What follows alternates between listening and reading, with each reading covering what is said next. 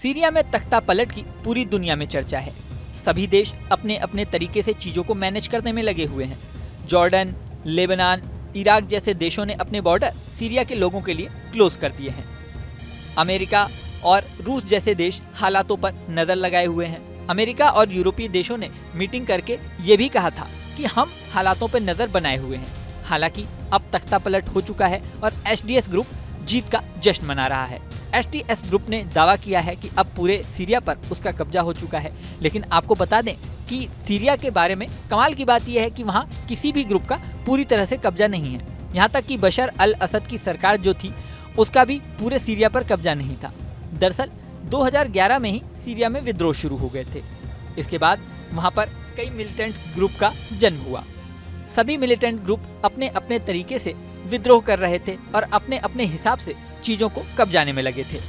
Syria में 70% हिस्सा बशर अल असद की सरकार के अंतर्गत आता था, लेकिन एक बड़ा हिस्सा कुर्दों के अंडर में आता है।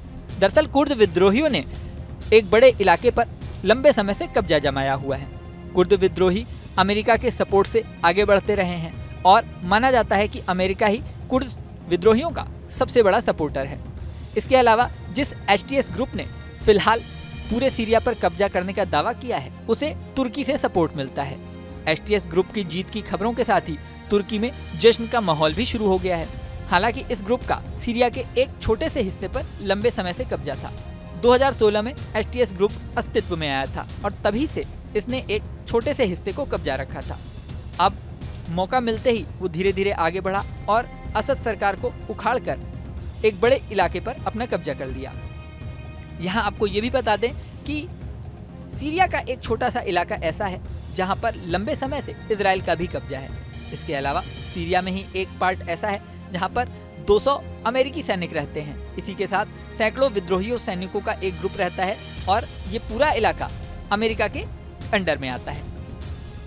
इस तरह हम कह सकते हैं कि सीरिया कई भागों में बटा हुआ है और अलग अलग मिलिटेंट ग्रुप का अलग अलग स्थानों पर कब्जा है। अब जब असद सरकार को एचडीएस ग्रुप ने उखाड़ दिया है और सीरिया के बड़े भाग पर राजधानी दमिश्क सहित एचडीएस ग्रुप का कब्जा हो चुका है, तब कुर्दों के साथ उसकी किस तरह से डीलिंग होती है, इजराइल और अमेरिका के कमांड वाले इलाके पर एचडीएस ग्रुप किस तरह से डील करता है, ये चीजें देखने वाली होंगी। यहाँ आपको ये भी बता दें कि भारत के भी सीरिया से काफी अच्छे संबंध रहे हैं।